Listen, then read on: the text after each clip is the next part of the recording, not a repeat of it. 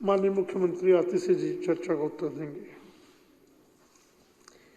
धन्यवाद अध्यक्ष महोदय कि आपने इतने महत्वपूर्ण चर्चा को हाउस में समय दिया। देखिए अध्यक्ष महोदय, ये बस मार्शल्स का मुद्दा मेरे दिल के बहुत करीब है। ये इसलिए मेरे दिल के बहुत करीब है क्योंकि मैं मूलतः दिल्ली में रहने वाली हूँ।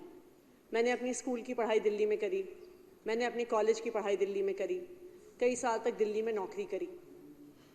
तो दिल्ली में जब कोई लड़की, जब कोई महिला पढ़ाई करती है, कॉलेज जाती है, नौकरी पे जाती है, तो डीटीसी बस के अंदर लड़कियों के साथ और महिलाओं के साथ किस तरह दुर्व्यवहार होता है, उस बात को मैं भली भांति समझती हूँ।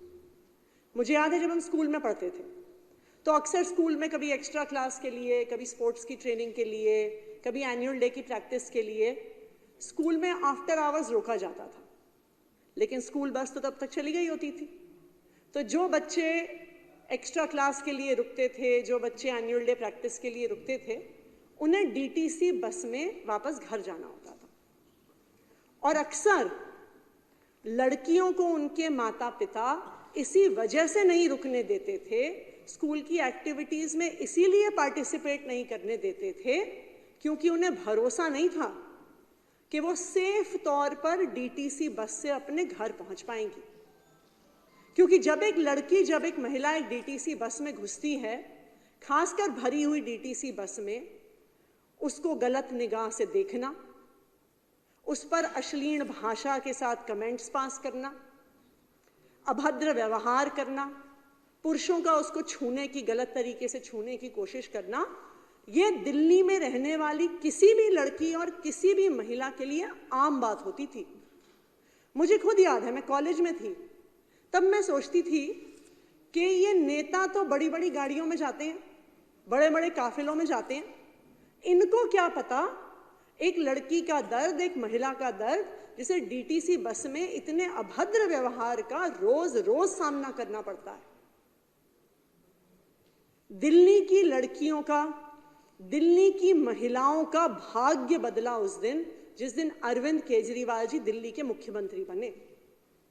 अरविंद केजरीवाल जी दिल्ली के पहले मुख्यमंत्री नहीं थे।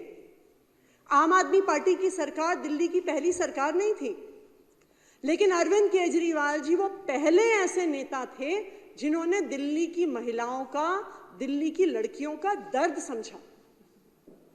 क्यों इससे पहले किसी सरकार ने नहीं सोचा था कि बस में मार्शल लगाएं?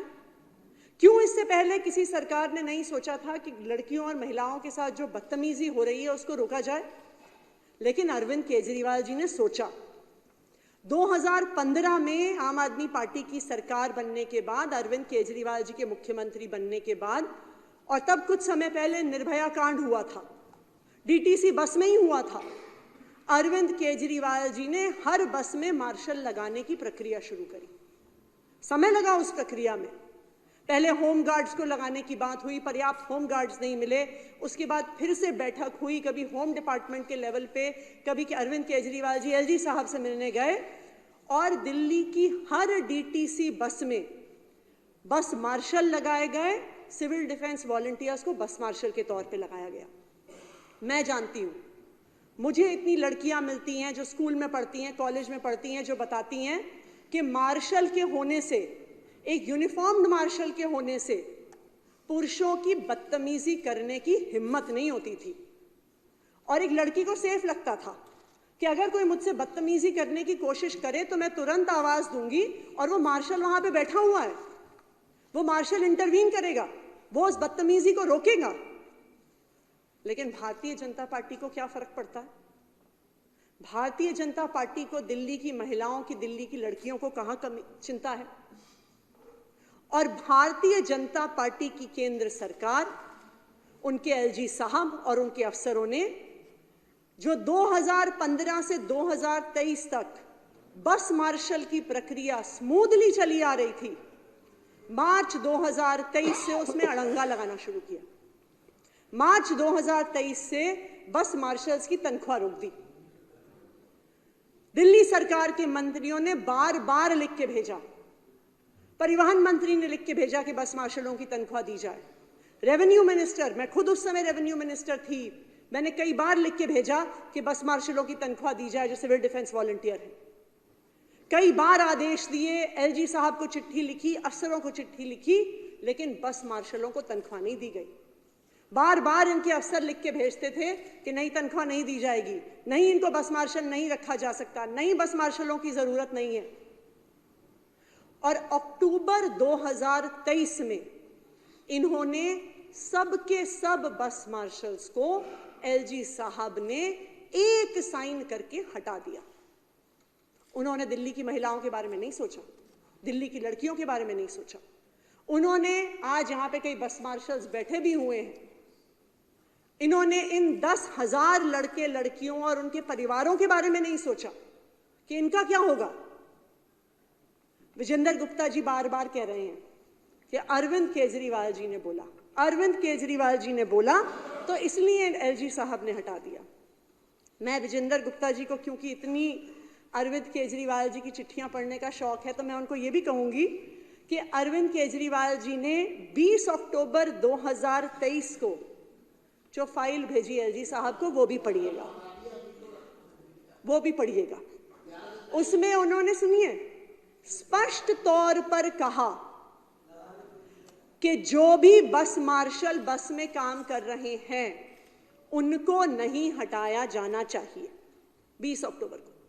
और यह भी कहा कि जिन अफसरों ने इनकी तनख्वाह रोकी, चाहे वो अश्विनी कुमार जी हों, तब डिविजनल कमिश्नर थे, चाहे आशीष वर्मा जी हों जो फाइनेंस सेक्रेटरी थे, चाहे आशीष कुंद्रा जी हों जो परिवहन सचिव थे, सब पे एक्शन लिया जाए। तो जो 20 अक्टूबर की चिट्ठी थी जिसमें अरविंद केजरीवाल जी ने लिखा कि एक भी बस मार्शल नहीं हटना चाहिए, उससे एलजी साहब को कोई फर्क नहीं पड़ा। 27 अक्टूबर को, क्योंकि तब तक ये बात फैल गई कि ये बस मार्शल को हटाने वाले हैं, अरविंद केजरीवाल जी ने पुनः एलजी साहब को चिट्ठी लिखी कि बस मार्शल्स महिलाओं की सुरक्षा के लिए बहुत जरूरी हैं और ये 10,000 लड़के लड़कियां गरीब परिवारों से आते हैं, इनको ना हटाया जाए। फिर भी एलजी साहब के कान पे कोई जू नहीं रहेंगी।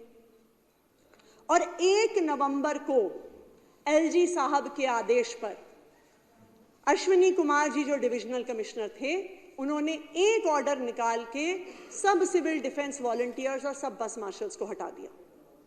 मैं रेवेन्यू मिनिस्टर थी उस समय, मैंने उनको तुरंत चिट्ठी लिखी कि अगर आप सीडीवीज को हटा भी रहे हैं, लेकिन जो बस मार्शल के तौर पे काम कर रहे हैं उनको ना हटाया जाए, क्योंकि महिलाएं असुरक्षित हो जाएंगी।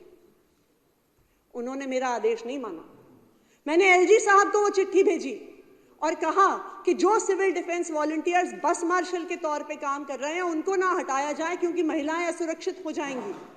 लेकिन एलजी साहब ने मेरी बात भी नहीं मानी।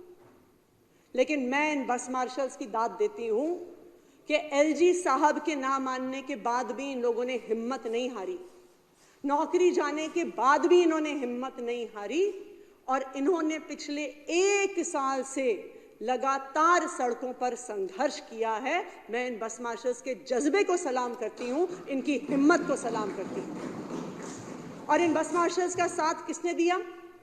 आम आदमी पार्टी के विधायकों ने दिया। आम आदमी पार्टी की सरकार के मंत्री सौरभ भारद्वाज ने दिया, जो कंधे से कंधा मिला के इन बस मार्शल्स के संघर्ष में उनके साथ खड़े रहे। इन्होंने डंडे खाए बस मार्शल्स के साथ, बैरिकेड्स पे खड़े होकर लड़ाई करी। आम आदमी पार्टी के विधायक और हमारे मंत्री सौरभ भारद्वाज जी बस मार्शल्स के साथ अरेस्ट तक हुए, लेकिन इन्होंने बस मार्शल्स का साथ नहीं छोड़ा। क्यों? क्योंकि दिल्ली सरकार ना सिर्फ इन 10,000 लड़के लड़कियों को रोजगार देना चाहती है, दिल्ली सरकार दिल्ली की महिलाओं को, दिल्ली की लड़कियों को सुरक्षा देना चाहती है। विजेंद्र गुप्ता जी ने एक दिन मुझसे मिलने का टाइम मांगा। उन्होंने चिट्ठी भेजी और कहा कि अगला दिन संडे का दिन था, उन्होंने सैटरडे या फ्राइडे या सैटरडे को, हाँ फ्राइडे को चिट्ठी भेजी, कहा कि सैटरडे जो ज़्यादातर सरकारी दफ्तरों में छुट्टी होती है, उन्होंने कहा कि मिलने का समय चाहिए। हमने तुरंत इनको मिलने का समय भी दिया। विजेंद्र गुप्ता जी आए, उन्होंने कहा, बार बार एक बात कही, हमने जो सारी चिट्ठी पत्री है विजेंद्र गुप्ता जी को दिखाई, लेकिन उन्होंने बार बार एक ही बात कही कि आप अपने कैबिनेट से पास कर दो, एलजी साहब से मैं पास कराऊंगा। आप अपने कैबिनेट से पास कर दो, एलजी साहब से मैं पास कराऊंगा। अध्यक्ष महोदय, हमने पूरे कैबिनेट को वहीं बुला लिया। सैटरडे का दिन था। सैटरडे के दिन सब अपनी अपनी विधानसभा क्षेत्र में थे। मुकेश अहलावत जी का विधानसभा क्षेत्र सुल्तानपुर माजरा है। दिल्ली के अलग अलग हिस्सों से हमने अपने कैबिनेट मंत्रियों को बुलाया और जो दिल्ली विधानसभा का रेजोल्यूशन था बस मार्शल्स को वापस रखने वाला, उसको पूरे कैबिनेट ने साइन किया और हमने कहा कि जी अब आप एलजी साहब से साइन करवाइए। विजेंद्र गुप्ता जी एलजी साहब के पास जाने को तैयार नहीं थे। यहां तक हालात आ गए कि हमारे मंत्री सौरभ भारद्वाज जी को इनके पांव पड़ने पड़ गए। ये हालात आ गए, हमें लग रहा था ये एलजी साहब के पास नहीं जाएंगे। मैं इनकी गाड़ी में बैठ गई कि अब आप चलिए। और मैं ये भी आपको बता दूं कि जब हम दिल्ली सचिवालय से निकलते हैं तो एलजी साहब के घर ऑफिस जाने के लिए राइट टर्न लेना होता है। तो विजेंद्र गुप्ता जी ने कहा कि नहीं, उन्होंने अपनी गाड़ी लेफ्ट घुमा ली। तो मैंने कहा जी लेफ्ट क्यों जा रहे हो? कहते मैं तो अपनी रास्ते से जाऊंगा। सच्चाई बता रही है वो, सुन लो। जब हम कहें एलजी साहब, अरे विजेंद्र गुप्ता जी सुन लीजिए, हमने भी आपकी बात सुनी, ऐसी क्या बात हुई? सुन लीजिए, देखिए सच्चाई उस दिन की सामने तो आए। विजेंद्र गुप्ता जी गाड़ी अपनी कभी इधर घुमाए, कभी उधर घुमाए, कभी इधर घुमाए। अब मैं इनकी गाड़ी में बैठी थी तो मेरा पायलट इनके आगे चल रहा था और राजनिवास की तरफ लेके जा रहा था। इन्होंने कहा हम इनके पीछे नहीं जाएंगे, हम उल्टे रास्ते जाएंगे। तो पहले एक बार उस तरफ गए, फिर उन्होंने लेफ्ट लिया, फिर राइट लिया, फिर राजघाट पे सिंगल टर्न, सिंगल साइड पे यू टर्न लेने की कोशिश करी, गाड़ी रोक दी, गाड़ी से उतर गए। पर फिर भी चाहे आम आदमी पार्टी के विधायक हों, चाहे बस मार्शल्स हो जो हम उनके साथ थे, हमने कहा कि हमने अपना वादा पूरा किया है, अब विजेंद्र गुप्ता जी को अपना वादा पूरा करना होगा। ये 5 नवंबर की बात है जिस दिन वो रेजोल्यूशन एलजी साहब को दिया था। आज तक वो रेजोल्यूशन साइन होके, अप्रूव होके एलजी साहब से वापस नहीं आया। फिर एक दिन एलजी साहब की चिट्ठी आई कि जी आप पॉलिसी बनाइए और आप अलग अलग विभागों को इन्वॉल्व करके पॉलिसी बनाइए। तो हमने भी कहा कि हम तैयार हैं। तो हमने एक नोट लिख के दिया जो ट्रांसपोर्ट डिपार्टमेंट के सचिव साहब हैं कि हम एक ग्रुप ऑफ मिनिस्टर्स बनाएंगे और वो ग्रुप ऑफ मिनिस्टर्स पूरी पॉलिसी बना देगा जो पास कर देंगे। तो जो हमारे सचिव हैं ट्रांसपोर्ट डिपार्टमेंट के, उन्होंने 6/11/2024 6 नवंबर को जब हमने कहा कि पॉलिसी बनाने के लिए हमें ग्रुप ऑफ मिनिस्टर्स बनाना है, उन्होंने बिल्कुल साफ साफ शब्दों में लिख के दिया कि ये जो बस मार्शल्स का मुद्दा है ये सर्विसेज में आता है जो एलजी साहब के अधीन है और लॉ एंड ऑर्डर में आता है जो भी एलजी साहब के अधीन है। तो जो भी पॉलिसी बनेगी वो एलजी साहब को ही बनानी होगी। ये मैंने नहीं कहा, ये हमारे मंत्रियों ने नहीं कहा, ये केंद्र सरकार द्वारा अपॉइंटेड आईएएस अफसरों ने कहा कि ये सर्विसेज और लॉ एंड ऑर्डर का मैटर है।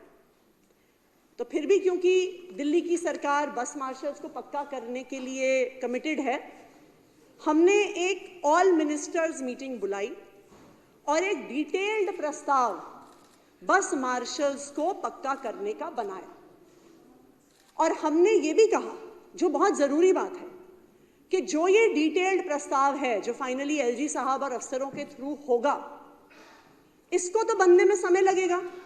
हो सकता है 2 महीने लगे, हो सकता है 3 महीने लगे, हो सकता है 6 महीने लगे। तब तक ये बस मार्शल कहाँ जाएंगे? तो हमने ये भी प्रस्तावित किया दिल्ली सरकार के कैबिनेट ने, सभी कैबिनेट मंत्रियों ने, कि जब तक इनको पक्का करने की पॉलिसी नहीं बनाई जाती है तब तक, और मैं ये पढ़ के सुनाती हूँ स्पीकर साहब, till the formulation of a scheme bus marshals to be reinstated immediately in the same way as it was done before 31/10/2023, Honorable LG may give a one-time relaxation for utilization of civil defense volunteers as bus marshals till the new scheme for bus marshals is implemented, कि उनको तुरंत प्रभाव से बस marshals को रख लिया जाए। अध्यक्ष महोदय, ये हमने 10 नवंबर को हमारी मीटिंग हुई थी और 13 नवंबर को ये प्रस्ताव एलजी साहब को भेजा गया था। आज 29 नवंबर हो गई है। 29 नवंबर से बस मार्शल्स को रीइंस्टेट करने का प्रस्ताव, बस मार्शल्स को वापस लगाने का प्रस्ताव एलजी साहब के पास पड़ा हुआ है। विजेंद्र गुप्ता जी बार बार कहते हैं, बार बार ये बात कहते हैं कि मुख्यमंत्री अरविंद केजरीवाल जी ने कहा इसलिए हमने हटा दिया। तो अब विजेंद्र गुप्ता जी, मैं भी मुख्यमंत्री हूं, मैंने बार बार एलजी साहब को कह दिया इनको वापस लगा लो, तो एलजी साहब को कहिए वापस लगा लें।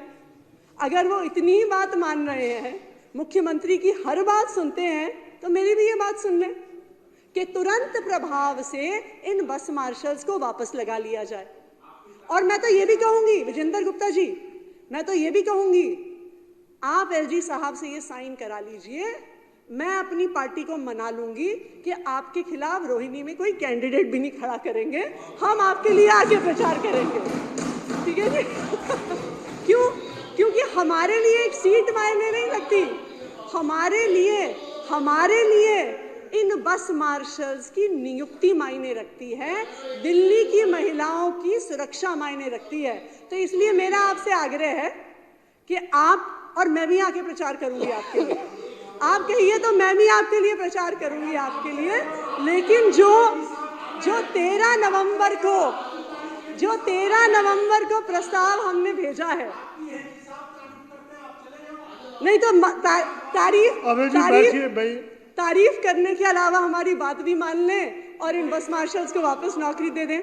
तो मेरा भारतीय जनता पार्टी के कई विधायक तो यहाँ पे नहीं है, पर एलओपी विजेंद्र गुप्ता जी यहाँ पे मौजूद हैं, मेरा उनसे यही आग्रह है कि जो 13 नवंबर को दिल्ली सरकार के कैबिनेट द्वारा ऑल मिनिस्टर्स की रिपोर्ट और रिकमेंडेशन एलजी साहब को गई है, एलजी साहब उसे पास कर दें और तुरंत प्रभाव से सारे बस मार्शल्स को दिल्ली की बसों में वापस लगाया जाए। Thank you. बहुत धन्यवाद।